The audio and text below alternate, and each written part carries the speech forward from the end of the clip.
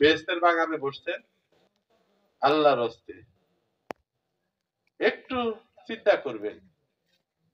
সেই চিন্তাটা হলো আসার সিরিয়াল আছে, যাওয়ার সিরিয়াল নাই। সবচেয়ে কাছের মানুষ না, সবচেয়ে কাছের জিনিসটা হইল মৃত্যু। তার জন্য আমরা কি উপার্জন করলাম, তার জন্য আমার সঞ্চয়টা কি করলাম। স্বার্থ দেখবেন এক জায়গায়, সেটি হলো নিজের জন্য, ওই আখেরাতে কি কামাই করবেন সেটার জন্য।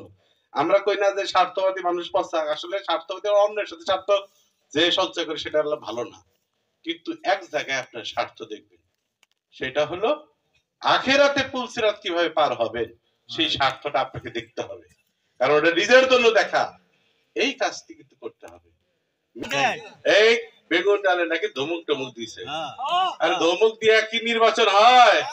ভোট আনতে হবে ভালোবাসা দিয়া, ভোট আনতে হবে কন্ট্যাক্ট করে, সুন্দর করে, যে হৃদয়ে হৃদয়ে কার হাতে ভাব আছে সেই জিনিস ভোট আনবার লাগে। আপনারা ধমক দিয়ে ভোট আনতে চান? ধমকের বাংলাদেশটা টাঙ্গাইল তো নাই।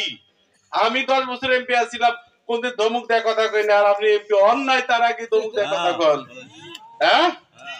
এই এমপি হয়ে নন, এখনো পজিশন আপনার খুব একটা ভালো না। যেটি দাঁড়াইছে তার মধ্যে এখনো পজিশন অনেক নিচে, তাই না?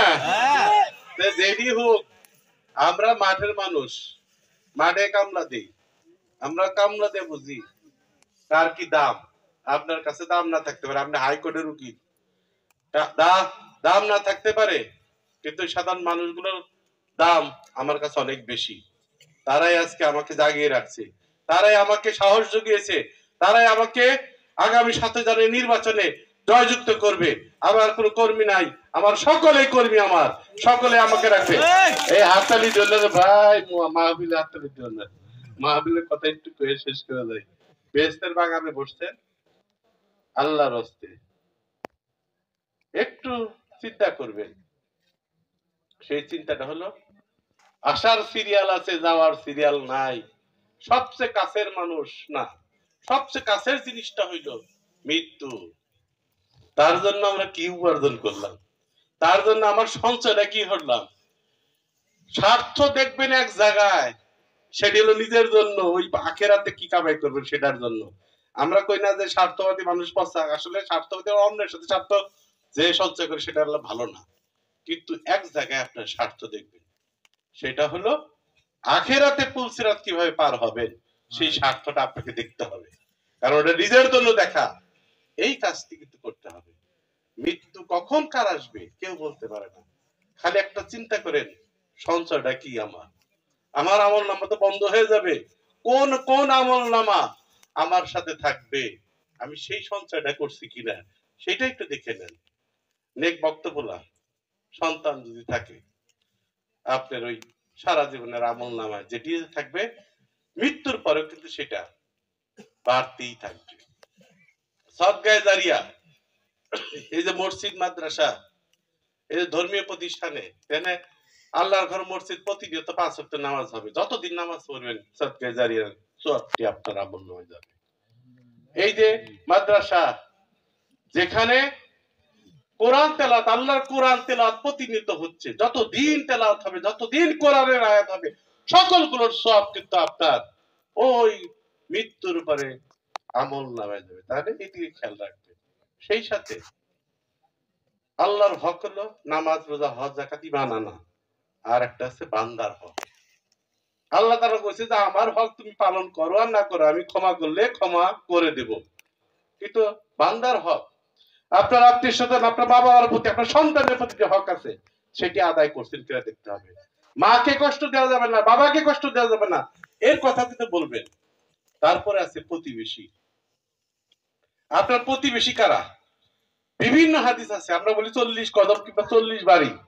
প্রতিবেশী আপনার আশেপাশে মানুষগুলো, ছোটবেলা থেকে যাদের সাথে চলছে, খাইয়া আছে না না খাইয়া আছে, কষ্টে আছে না অসুস্থ আছে, একটু দেখতে যান, একটু কথা বলেন।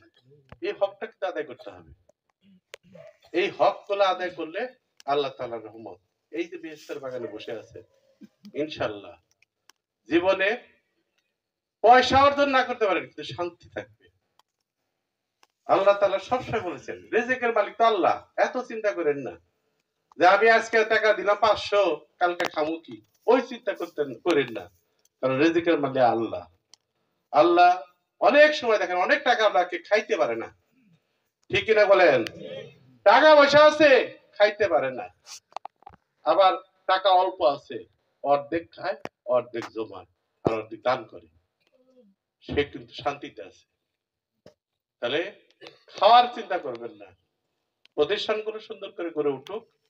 আমার কাছে এই মধ্য বেগুন্ডাল মন্ডল পাড়া বাইতুন্নুর দামে উঠছি, আমার কাছে কোনো আবেদন আরাকা দিছে কিনা, তবে হুগরাতে একটা টিয়ার পাইছে তো, তাহলে আবেদন দিলেই পাবেন।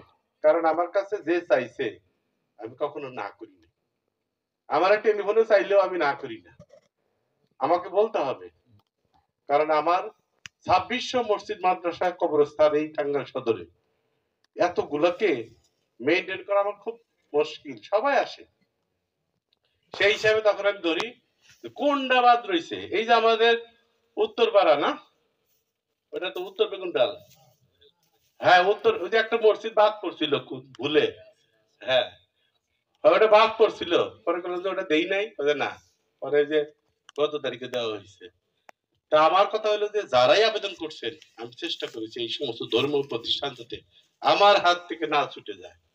কারণ আল্লাহ তাআলা একটা পর্যায়ে নিয়ে এসেছেন, আমি সেই আল্লাহর কাছে শুকরিয়া জানাই। আমার হুজুর বোধহয় বিরক্ত হইতেছেন, আমি আর কথা বেশি বাড়াবো না। আপনারা ভালো থাকেন, আমার জন্য দোয়া করবেন। কারণ সবকিছুর ঊর্ধ্বে যতই সমর্থন দেন, দোয়া যদি আল্লাহ দরবারে কবুল না হয়, তাহলে আমি ছাড়া আর কোনো কিছু করতে পারবো না। দোয়া করতে হবে আমার জন্য, আল্লাহ তাআলা জানি কবুল করেন। এই দোয়া চেয়ে সকলকে ধন্যবাদ জানিয়ে আমি আমার বক্তব্য শেষ করছি। আসসালামু আলাইকুম।